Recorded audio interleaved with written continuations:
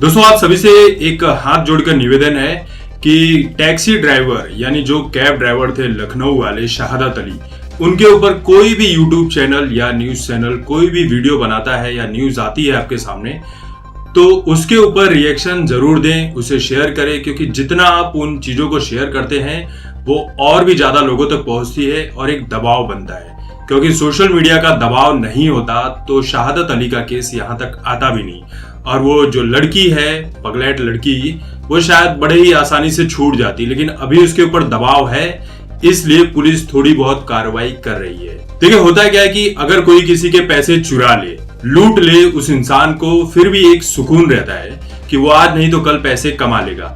लेकिन किसी इंसान की इज्जत बीच बाजार, बीच सड़क पर कोई बेवकूफ पगलैट लड़की निकाल दे तो वो इज्जत कभी लौट कर आती नहीं है। भले ही वो लड़की आने वाले समय में माफी मांग ले, लेकिन ऐसा होगा नहीं।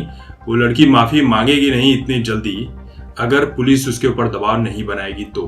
और यही चीज कैब ड्राइवर शहादत अली के साथ हुई है। जिस हिसाब से उस लड़की ने उस कैब ड्राइवर को बीच सड़क पर मारा, उसकी पूरी इज्जत चली गई और उसके परिवार में इस वक्त कुछ भी ठीक नहीं चल रहा है। उसके पूरे परिवार का सुकून उस लड़की ने पल भर में छीन लिया है। देखिए, एक मीडिया से बातचीत करते हुए शहादत अली ने कहा कि अगर वो लड़की मुझे 25 थप्पड़ मारती तो भी मैं खा लेता, क्योंकि मेरी माँ ने मुझे लड़कियों के ऊपर हाथ उठाना नहीं सिखाया। जब से ये मामला हुआ है तब से मैं ढंग से कुछ खा नहीं पाता, मैं रातों को सो नहीं पाता, मेरी माँ रो रही है। मेरा 6 साल का बच्चा तक मुझसे सवाल करता है कि मेरे साथ इस तरह की वारदात क्यों की गई, मेरा क्या कसूर था। सिर्फ इतना ही नहीं है, कैब ड्राइवर शहादत अली के जो रिश्तेदार हैं, दोस्त हैं, पड़ोसी हैं, वो भी शहादत अली से एक ही सवाल कर रहे हैं कि आपने उस लड़की के ऊपर हाथ क्यों नहीं उठाया, आप चाहते तो हाथ उठा सकते थे। लेकिन शहादत अली का ये कहना है कि मैं बस एक ही चीज कहना चाहता हूँ कि उस लड़की को गिरफ्तार किया जाए और मुझे इंसाफ दिया जाए। वहीं उस बेवकूफ लड़की का ये कहना है कि मेरे खिलाफ मीडिया ट्रायल को बंद किया जाए, वरना मैं साइबर सेल में इसकी शिकायत करूंगी। ये बेवकूफ लड़की पहले खुद को बेगुनाह साबित करने के लिए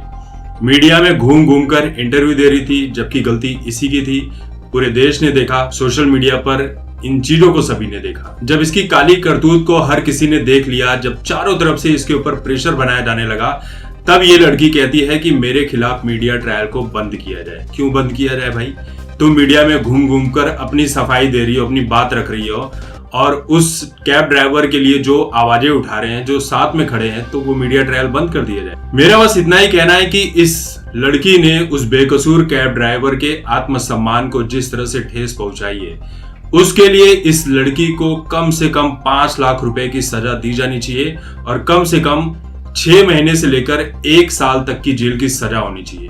क्योंकि इस तरह की बेवकूफी करने से पहले कोई और दूसरा पागल हो तो 10 बार सोचे कि मुझे इस तरह की बेवकूफी नहीं करनी है।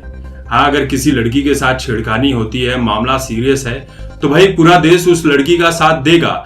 लेकिन बेवजह सिर्फ मीडिया में बने रहने के लिए, अपने पागलपन को उतारने के लिए, अपने भीतर के भूत को भगाने के लिए किसी बेगुनाह को इस तरह से सड़कों पर पीटोगी, तो इस तरह के लोगों को सख्त से सख्त सजा दी जानी चाहिए। क्योंकि इस तरह के लोग खुले में घूमेंगे तो ये मानव सभ्यता के लिए कहीं से भी ठीक नहीं है। देखो, मैं बहुत सभ्य इंसान हूँ, मैं गाली देता नहीं और गाली दे भी नहीं सकता, लेकिन इसकी बातें सुनकर दिमाग हिल जाता कि ये झूठ पे झूठ कैसे बोल लेती। इस लड़की का ये कहना है, कैब वाले को तो मैंने बहुत कंट्रोल करके मारा, वरना 22 का मैं 25 थप्पड़ मारती। खुद को बचाने के लिए अगर मैं कुछ करती हूँ तो वो बिल्कुल सही चीज है। जब भी कोई मेरे नजदीक आता है तो सबसे पहले मैं उसे धक्का मारती हूँ और फिर बाद में उसे चांटे मारती हूँ। देखिए भाई, तुम्हारे करीब तो कोई आया नहीं था, उस कैब ड्राइवर ने तुमसे कई फीट दूर कार खड़ी की थी, लेकिन उसके बाद भी तुमने अपना पागलपन दिखाया। देखिए, इस मामले में पुलिस वालों ने भी पूरा का पूरा खेल बिगाड़ा है। कृष्णा नगर के जो पुलिस स्टेशन में है, वहां पर कुछ पुलिस वालों के ऊपर भी इसकी गाज गिरी है। थाना इंचार्ज जो था, उसके ऊपर ये आरोप लगाया कि उसने अपने से बड़े अधिकारियों को गलत जानकारी दी, जबकि चौकी इंचार्ज जो है उसके ऊपर 10,000 रुपए लेने का इल्जाम है।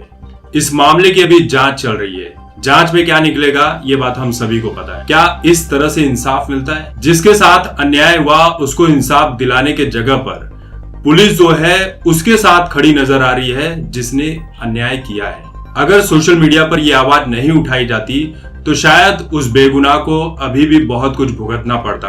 अभी तो उसने सिर्फ 10,000 ही भरे हैं, शायद और पैसे भरने पड़ते, हो सकता है जेल की सजा काटनी पड़ती, लेकिन उस लड़की को पुलिस हाथ तक नहीं लगा रही है। देखिए, बहुत सारे बेवकूफ ऐसे भी हैं जो इस मामले को हिंदू मुस्लिम वाला रंग देने की कोशिश करें। देखिए, यहाँ पर बात धर्म की नहीं है, बात इंसाफ की है। एक बेगुनाह के ऊपर अन्याय हुआ है, उसे जबरन पीटा गया, बिना मतलब के पीटा गया, जिसके पीछे कोई लॉजिक नहीं था, कोई मतलब नहीं था। ये चीज कल को आपके साथ भी हो सकती है। उस वक्त भी क्या हिंदू मुस्लिम का रोना रोगे?